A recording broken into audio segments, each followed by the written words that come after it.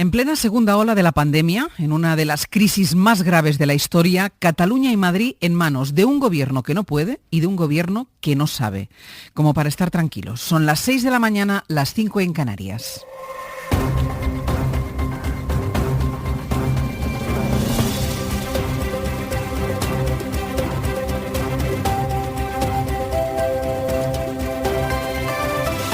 En la cadena SER, Hoy por Hoy. Hola, muy buenos días. Voy a compartir con todos ustedes mi perplejidad y mi incapacidad para entender la gestión de la pandemia en Madrid. Tras la ruptura de esa aparente tregua, firmada entre banderas de la semana pasada, era lógico pensar que el gobierno de Pedro Sánchez iba a actuar con contundencia tras la reiterada negativa del gobierno de Madrid a endurecer las medidas en la comunidad.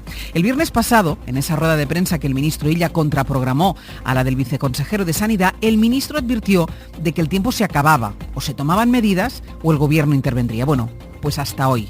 El gobierno sigue advirtiendo, pero no hace nada. Ayer volvió a comparecer el ministro y dibujó un panorama desolador para los madrileños, con la pandemia descontrolada, hablando de transmisión comunitaria, advirtiendo que nos esperan semanas muy duras, pero a la reiterada pregunta de ¿hasta cuándo piensa esperar el gobierno?, ninguna respuesta concreta. Después salió el consejero de Sanidad de Madrid y dijo que lo que se estaba haciendo hasta ahora ya estaba funcionando, y para demostrarlo hizo un triple salto mortal presentando unos datos de hospitalización impecables. Y hemos llegado al martes y no pasa nada. El gobierno de Madrid no hace nada y el gobierno central tampoco. Está claro que ninguno quiere cargar con las consecuencias de un endurecimiento de las medidas, pero ¿hasta cuándo se puede esperar? Dice ella que la situación es muy mala. Entonces, ¿por qué no interviene? ¿Por qué no parece que Isabel Díaz Ayuso vaya a atender las recomendaciones? ¿Hasta cuándo se puede seguir desobedeciendo sin que el gobierno haga nada? Ángeles Barceló. No hay muchas emociones que contar hoy, es lo que tiene un anticiclón. Jordi Carbó, buenos días. Buenos días, pero sin olvidar que solo serán 2 jornadas más de este tiempo más bien benigno. Ahora sí que hace falta abrigarse, especialmente en el interior de la península, hace un poco de frío, pero esta tarde, por ejemplo, con el sol que va a hacer la mayor parte de la jornada en el conjunto del país, el ambiente durante la tarde al sol incluso va a ser un poco cálido, pero durante pocas horas. De momento todavía poco viento, situación que se repetirá mañana, pero recordamos, la segunda mitad de la semana de nuevo vendrá marcada por el viento fuerte, lluvia en cada vez más comunidades y un nuevo descenso de temperaturas. ¿Qué hay que hacer? Salir con cierta normalidad, con gran responsabilidad, testar al que está contagiado. Como si viviera una realidad paralela, en una burbuja que rodea la Puerta del Sol. La presidenta de la Comunidad de Madrid recomendaba anoche entre CTV lo que han oído, que la gente haga vida normal. En la región de toda Europa con los peores datos, en la comunidad con la mayor tasa de contagio. Y lo hacía horas después de que el ministro de Sanidad diera una versión radicalmente distinta de lo que está ocurriendo en Madrid. Cuando uno va al médico, quiere que le digan la verdad, y la verdad es la que les he relatado.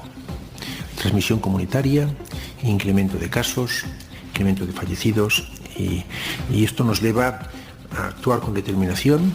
El Ministerio de Sanidad está para ayudar, pero pedimos a la presidenta de la Comunidad de Madrid que se deje ayudar y que escuche las recomendaciones que hacemos y que vea los datos tal como son, ¿no?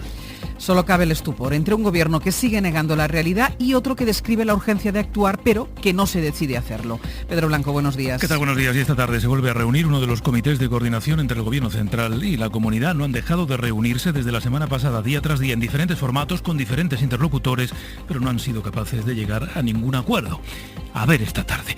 De momento, hoy la Comunidad comienza a hacer test de antígenos en Puente de Vallecas. Son pruebas más rápidas, con resultados en 15 minutos, que no requieren pasar por laboratorio como las PCR. A partir de las 8:30, la ejecutiva de la COE discute si se suma a la nueva prórroga de los ERTE que hoy va a aprobar el Consejo de Ministros, incluso sin el aval de la patronal. Sería la primera vez que ocurre desde el inicio de la pandemia. Y el Consejo de Ministros también va a estudiar la extensión hasta enero del próximo año de algunas de las medidas que forman parte del conocido como escudo social, prohibir los desahucios o los cortes de suministros básicos.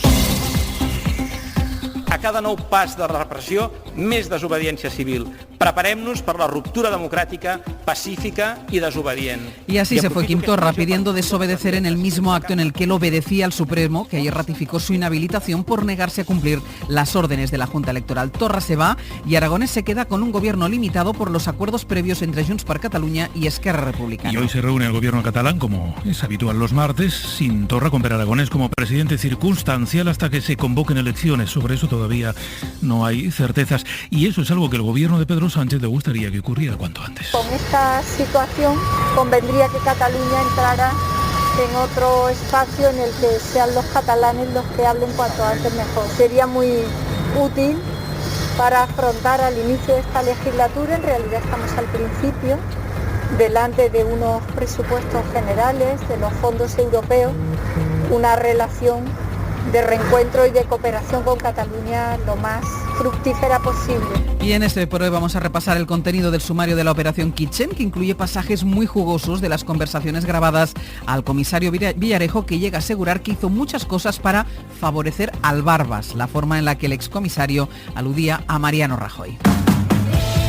Y en los deportes, el inicio de Roland Garros marcado por las palabras de un tenista español. Duro, buenos días. Hola, ¿qué tal? Muy buenas. Sí, porque ayer ganaron en París Garbiño Nadal, que busca su 13º torneo. Hoy juegan Davidovich o Roberto Bautista, pero la historia es la de Fernando Verdasco, que no va a participar porque Roland Garros ha cambiado de criterio con respecto a los positivos en coronavirus. Verdasco dio positivo hace una semana y el torneo le negó un contraanálisis, una segunda prueba que Roland Garros en las últimas horas sí que está llevando a cabo, pero ya no con Verdasco, que está descalificado. El madrileño no participa y decía esto ayer en la SER. Imagínate que esto le pasa a Rafa Nadal, mejor deportista de la historia de España. Tú imagínate la que se monta. O sea, llamaría al rey, llamaría el presidente del gobierno y todo el mundo a Roland Garros diciendo que esto qué es. Es una falta de respeto, que llevo jugando Roland Garros 16 años. Y resulta que un día después cambian la regla. Exacto. Y ya se pueden hacer el segundo test. Cuando ya estoy fuera del cuadro y ya no se me puede meter. Que ya es el colmo. Bueno, no sé si lo quieres llamar demandar, pero sí, evidentemente. Ahora mismo yo no sé si voy a volver a jugar este año, si no, porque al final se te quitan las ganas de jugar. Además de positivos en coronavirus, hay 14 casos en el Genoa italiano y el fin de semana además jugaron partido de liga ante el Nápoles. Y aquí en España hoy comienza la jornada 4 en Primera División con 2 partidos: Real Sociedad Valencia a las 7, Getafe Betis a las 9:30.